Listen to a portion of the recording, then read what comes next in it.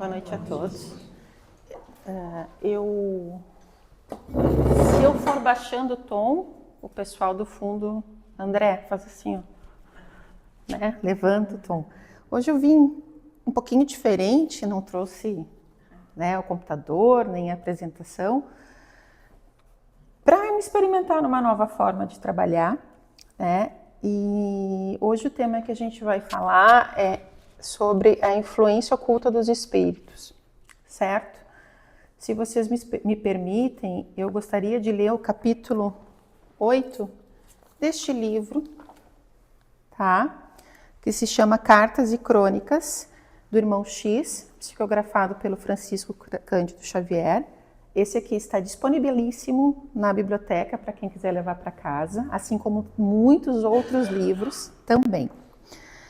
Mas eu vou ler porque eu acho que a história deste capítulo faz a gente refletir sobre o tema dessa influência. Então, começa assim. Quando reencontrei o meu amigo Custódio Saquarema na Vila Espiritual, depois da efusão afetiva de companheiros separados desde muito, a conversa se dirigiu naturalmente para comentários em torno da nova situação. Sabia Custódio pertencente à família espírita e, de certo, nessa condição teria ele retirado o máximo de vantagens da existência que vinha de largar. Pensando nisso, arrisquei uma pergunta na expectativa de sabê-lo com excelente bagagem para o ingresso em instâncias superiores. Saquarema, contudo, sorriu de modo vago e informou com a fina autocrítica que eu lhe conhecia no mundo. Ora, meu caro, você não avalia o que seja uma obsessão disfarçada, sem qualquer mostra exterior. A terra me devolveu para cá, na velha base do ganhou, mas não leva. Ajuntei muita consideração e muito dinheiro. No entanto, retorno muito mais pobre do que quando parti, no rumo da reencarnação. Percebendo que não me dispunha a interrompê-lo, continuou. Você não ignora que renasci num lar espírita, mas, como sucede à maioria dos reencarnados, trazia comigo, jungidos ao meu clima psíquico, alguns sócios de vícios e extravagâncias do passado, que, sem o veículo de carne, se valiam de mim para se vincularem às sensações do plano terrestre, qual se eu for uma vaca, habilitada a cooperar na alimentação e condução de pequena família. Creia que, de minha parte, havendo retomado a charrua física, levando excelente programa de trabalho que, se atendido, me asseguraria precioso avanço para as vanguardas da luz. Entretanto, meus vampirizadores, ardilosos e inteligentes, agiam disfarçados, sem que eu nem de leve lhes pressentisse a influência. E sabe como? Através de simples considerações íntimas, prosseguiu Saquarema, desapontado. Tão logo me vi saído da adolescência com boa dose de raciocínios lógicos na cabeça, os instrutores amigos me incentivavam, por meus pais, a cultivar o reino do espírito, referindo-se a estudo, abnegação, aprimoramento. Mas dentro de mim, as vozes de meus acompanhantes surgiam da mente como fios de água fluindo de minadouro, propiciando-me a falsa ideia de que eu falava comigo mesmo. Coisas da alma, Custódio? Nada disso. A sua hora é de juventude, alegria, sol. Deixa a filosofia para depois. Decorrido algum tempo, bacharelei-me. As advertências do lar se fizeram mais altas, conclamando-me ao dever. Entretanto, os meus seguidores, até então invisíveis para mim, revidavam também com zombaria inarticulada. Agora, não é a ocasião oportuna. De qualquer maneira, harmonizar a carreira iniciante com assuntos de religião? Custódio, Custódio. Observe o critério das maiorias e não se faça de louco. Casei-me e logo após os chamados à espiritualização recrudesceram em torno de mim. Meus sagazes exploradores, porém, comentavam vivazes. Não ceda, Custódio. E as responsabilidades de família? É preciso trabalhar, ganhar dinheiro, obter posição, zelar por mulher e filhos? A morte submetaiu os pais, E eu, advogado e financista já na idade madura, ainda ouvia os bons espíritos por intermédio de companheiros dedicados, requisitando-me a elevação moral pela execução dos compromissos assumidos. Todavia, na casa interna se empoleiravam os argumentos de meus obsessores inflexíveis. Custódio, você tem mais que fazeres. Como diminuir os negócios e a vida social?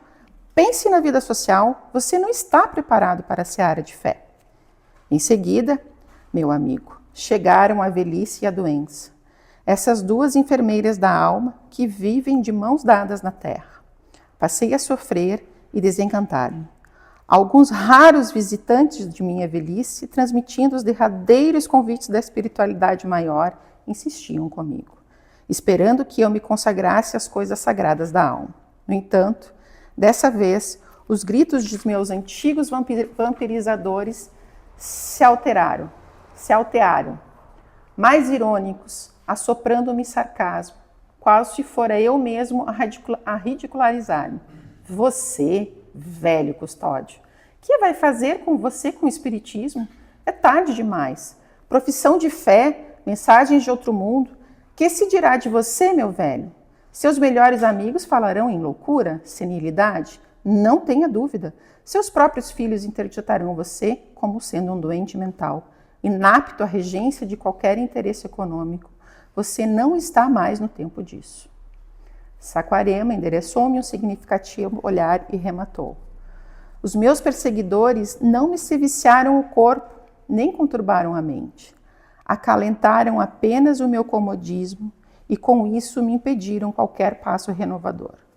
Volto da terra, meu caro, imitando o lavrador endividado e de mãos vazias que regressa de um campo fértil, onde poderia ter amelhado imagináveis tesouros. Então, não poderia ter dito melhor que irmão X, obviamente. Mas o que a gente pode refletir da história de Custódio? Quantos de nós não nos identificamos com ele a todo dia, a todo instante, a todo momento?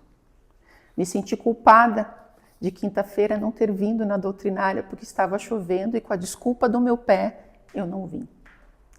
E assim a gente vai se deixando levar por essas ideias que parecem que são nossas, mas que na verdade são dos nossos antigos companheiros de muitas e muitas encarnações, que de forma muito sutil e de maneira de quem nos conhece intimamente, vão nos tolhendo. Muitas vezes a gente vem para a casa espírita no intuito de tratar uma desobsessão de coisas mais explícitas, mais fortes, mais fáceis da gente perceber. Mas o que a gente não percebe são esses pequenos detalhes que, como cupim na madeira, acabam por corroer a nossa fé, corroer a nossa vontade e que parecem ser justificadas pelos nossos próprios pensamentos, por prioridades que a sociedade nos coloca e que também são importantes. Não digo que ele não deveria ter que se preocupar com os filhos, com a família, em prover, mas por que não fazer tudo isso junto com a dedicação à doutrina espírita que tantas vezes ele foi convidado a fazer? Se cada um de nós parar por um instante agora, consegue lembrar de algum momento em que você teve essa dúvida e situações semelhantes ao que o Custódio Saquarema ao que ele relatou aqui. E ele pede no final do texto para que o irmão X escreva a sua história, para que outras pessoas recebam essa informação, para que outras pessoas percebam o quão sutil muitas vezes pode ser a influência dos espíritos em nós. Aí, na questão 459, Kardec pergunta no Livro dos Espíritos, agora eu só vou falar do Livro dos Espíritos, tá certo, gente? Do livro 2, do livro 2, Influência Oculta dos Espíritos sobre os nossos pensamentos e nossas ações, das perguntas 459 a 472. A primeira pergunta desse capítulo é: os espíritos influem sobre os nossos pensamentos e as nossas ações? O que vocês acham? Sim. Mais assustadora é a resposta dos espíritos. Nesse sentido, a sua influência é maior do que supondes, porque muito frequentemente são eles que vos dirigem.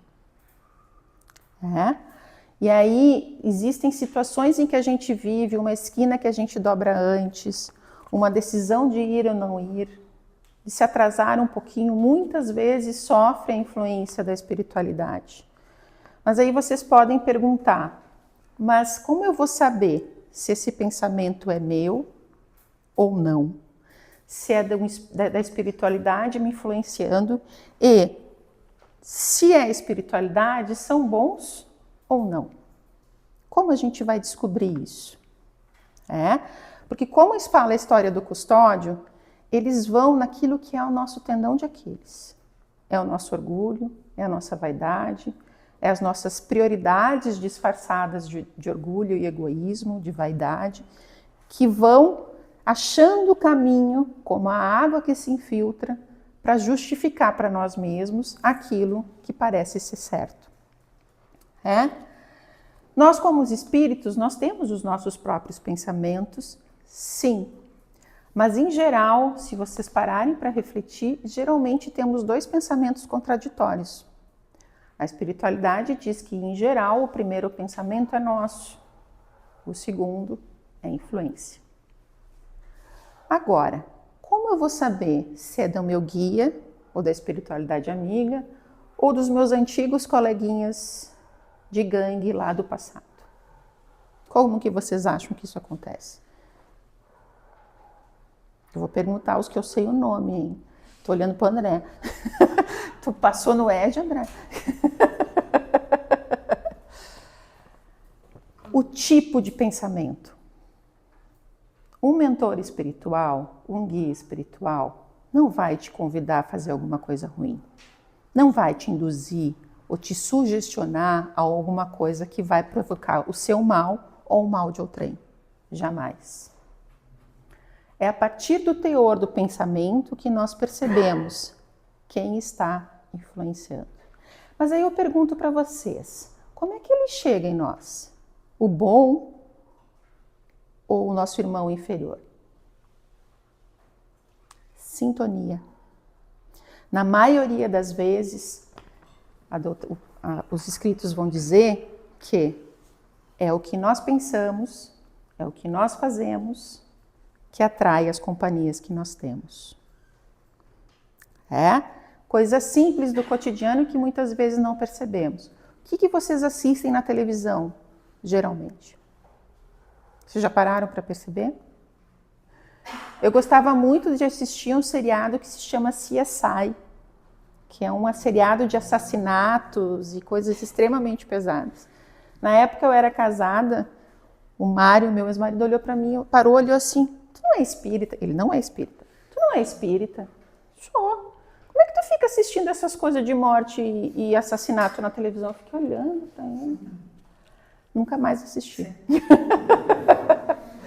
Porque ele fez uma pergunta que me fez pensar que tipo de energia eu estava pensando quando eu assistia aquele tipo de documentário. Isso não quer dizer que eu não assista filme de terror, que eu não assista um filme de ação. Não é isso que eu estou falando, não vamos cortar. Mas eu tinha um hábito diário de assistir aquele tipo de coisa. Um filme eventual é uma coisa, mas uma rotina diária de assistir é outra coisa. Então, quando a gente se vincula a um filme, a uma leitura, a pensamentos, às pessoas, tipos de pessoas diferentes, encarnadas, estou falando, tá, gente? Não estou falando pessoas desencarnadas, mas pessoas encarnadas, as relações que a gente tem, a gente vai criando uma sintonia. Naturalmente vai criando a sintonia. E muitas vezes a gente acaba atraindo para nós, por um desejo nosso, pela nossa imperfeição, pela nossa imaturidade espiritual mesmo, acabamos atraindo para nós esses irmãos não tão evoluídos, esses irmãos que estão infelizes ou que outrora foram nossos parceiros de jornada. Porque somos espíritos em evolução, estamos em processo de evolução. Então, com certeza, cada um de nós aprontou as suas em muitas encarnações. Estamos aqui tendo uma oportunidade de mudar isso, aprender com isso. Mas, se nós cedermos, como o próprio Custódio cedeu, sem se perceber, podemos estar perdendo uma oportunidade reencarnatória. Então, como é que eu sei que tipo de pensamento eu estou tendo? Mas aí, por que Deus permite que isso nos aconteça? Por que será que isso é permitido? Será que Deus manda esses irmãos inferiores? Eles têm essa missão? Não. Eles não têm essa missão. Eles não são ordenados por Deus para nos testarem. Eles são instrumentos para nos testarem. E tanto os bons espíritos quanto os irmãos inferiores, eles têm um limite na influência. Por quê?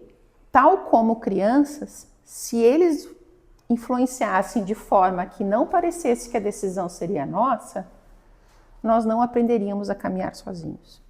Tá? Enquanto eu estava revisando aqui, eu me lembrei da Esther, da minha filha. Sempre que eu mando ela fazer alguma coisa que ela tem que fazer e que ela não quer fazer, mas que eu sei que é para o bem dela, quando ela faz e viu que aquilo foi muito legal, ela não dá o braço a torcer. Ela fica resmungando com meio sorriso na cara. Porque ela não quer dar o braço a torcer para a mãe que disse que aquilo ia ser bom.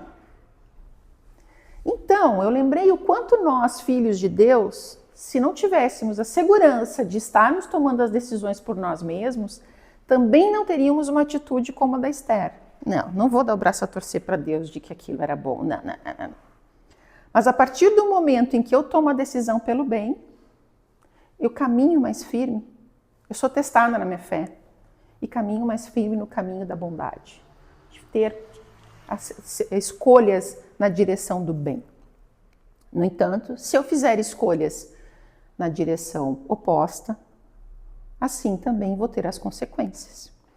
A gente não se atrasa enquanto espírito, mas também não sai do lugar e só vai colocando na bagagem mais e mais e mais compromissos. Então, o nosso livre-arbítrio ele é respeitado sempre. Por isso, para que nós aprendamos a andar com as nossas próprias pernas, para que a gente tenha segurança no momento em que a gente toma as decisões, tanto para um lado quanto para o outro, sabendo que aquilo partiu de nós. Temos apoio? Sim. Como que nós podemos atrair para nós, essas boas influências? A prática do bem é um exercício, cultivar bons pensamentos